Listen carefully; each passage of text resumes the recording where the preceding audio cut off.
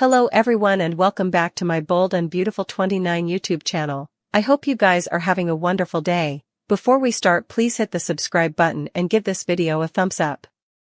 In the sanitarium, Steffi tells Liam it'll each be alright. He gasps, "Steffi?" She smiles, "I'm right then with you." In his office, Finn thanks someone on the phone and says he's sure Steffi and Liam will be in touch soon. Decoupling, he wonders, "Steffi, where are you?" At Forrester, Ridge makes it clear to Zen that cutting hope for the future had nothing to do with his gift. He's good at what he does. He assures Daphne that they'll also come up with an idea for the scent she came up for with Hope. Daphne didn't base it on Hope and doesn't see her leaving the company as a loss. Zen disagrees. Hope had commodity to offer, commodity they served from for times. He feels for her just a little. Ridge snarks that he's starting to sound like Brooke. Zen isn't trying to maintain Hope's case, but she's the only bone. Who got penalized? Ridge says that's what Brooke said. Daphne points out that Carter realized what he did was wrong and ended up giving it back. That's the reason he still has a place there. Ridge says, and why Hope doesn't? She still doesn't suppose she did anything wrong. Daphne says if it were over to Hope, Ridge, his father, and Steffi would no way be in charge of Forrester ever again. They agree Carter is back to his old tone. Daphne says he was led amiss by Hope. Now, Ridge has his friend back and she doubts he'll ever go missing ever again. Hope walks into Brooke's house and her mama asks, "Where were you?" She says, "With Dad." She wanted to talk to someone who still supports her. Brooke supports her too. She just contended her case to Ridge and prompted him to bring her and her line back. Hope knows it was unprofitable and adds that she doesn't need Carter fighting for her. He didn't when it signified. She believed him when he made those pledges about their future, but easily, he didn't mean any of it. Brooke understands she's hurt, but if Carter had walked out in that moment, he'd have walked down from everything he worked so hard to make. Hope knows, but it's further than that. However, why did she walk in on him and Daphne kissing, if he meant everything he said? Hope recalls that she and Carter had numerous happy recollections. She allowed. They were happy, but now she's questioning everything. Brooke insists he cares and hasn't given up on her. Hope says he did when he sided with the Forresters. He threw it all down. For what? For Ridge? For Daphne? In the design office, Cleric tells Carter he disrespected his son and he wouldn't get down with it. Carter understands, he's Hope's pater. And he wants to defend her. Deacon sees that Hope stood by him and he used her. However, he's about to, if he doesn't lament it now. Cleric rant that Hope stood by him and he picked her in the reverse. He cheated on her. What kind of man are you, Carter? Carter complains that Deacon only heard Hope's side of the story. Cleric grits that she was betrayed by him. He kissed another woman and handed the company back. Carter had to do it. Cleric smothers, "How numerous times does my son have to have her heart broken?" He goes on and on about Carter lying, manipulating, and cheating. Carter hollers, "Enough." The last time he checked, Deacon was the first man in Hope's life to abandon her. Cleric karate chops him and opens a cut over his eye. Carter snoots and also attacks him right back. Daphne runs into the design office and pulls Carter and Deacon piecemeal. She threatens to call security on Deacon, who lips, "Is this the nose?" Carter tells Daphne this is Hope's father, they're to defend her honor.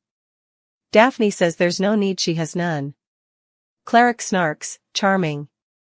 Lee joins Finn in his office and he tells his mama that he hasn't heard anything from Steffi or Liam. She wonders if he's thinking commodity has happened. He doesn't actually know.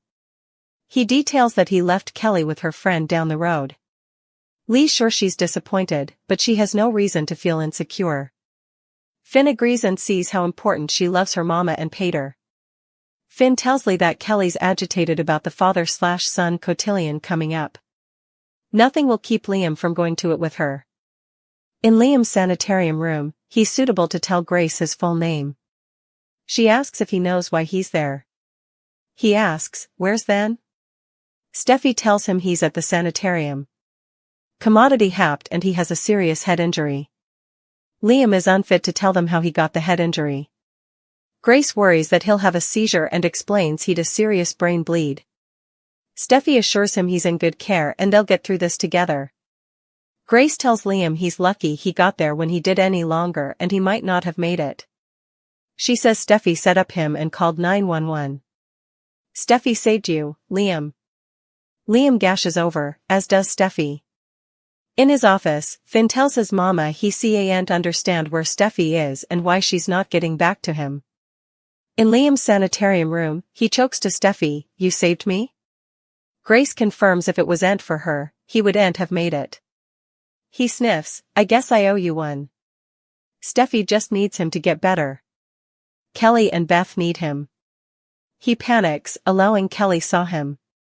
She assures that she didn't. He asks where she set up him. Steffi explains he was outside Bill's house on the ground. It doesn't matter why she went there, all that matters now is him getting better. She asks if he remembers anything. "Did you fall? Was it an accident? What happened, Liam?" Will might yield to Luna in at least 3 different ways. Let's explore the possible strategies that Elektra adversary could employ to achieve her pretensions. Luna might resort to using some of the special mints that Poppy used to enjoy to medicine Will into sleeping with her. Alternately, she could choose to intimately add commodity to his drink to make him more open to her advances. For case, she could use an aphrodisiac medicine to help in the process of temptation. This strategy carries significant pitfalls, as Will could potentially realize what occurred subsequently, but Luna may still decide to take that chance. The notion of Luna remedying Will is entirely presumptive, leading him to imagine that he's in bed with Elektra rather. An indispensable script could involve Luna manipulating Will into forming a negative view of Elektra.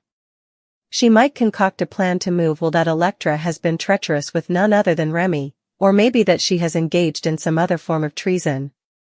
Still, it could open the door for her to win Will's affections, if Luna can successfully portray Elektra as lower than innocent.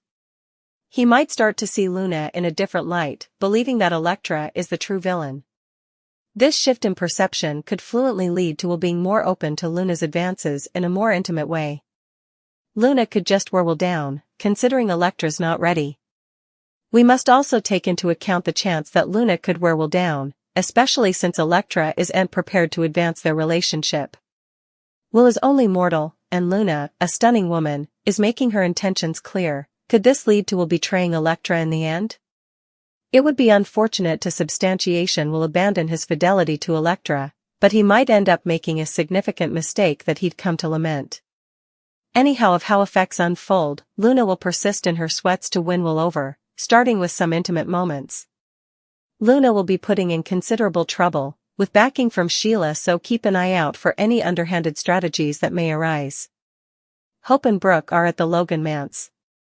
Brooke tells her son to hang in and give the situation time. She promises to ask Ridge to make effects more. Hope can't imagine Ridge will ever do anything to help her out.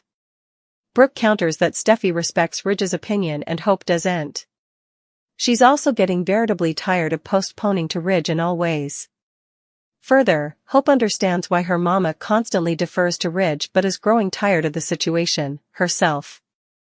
She doesn't understand why her mama doesn't suppose she's enough and continues to look to Ridge for some kind of blessing.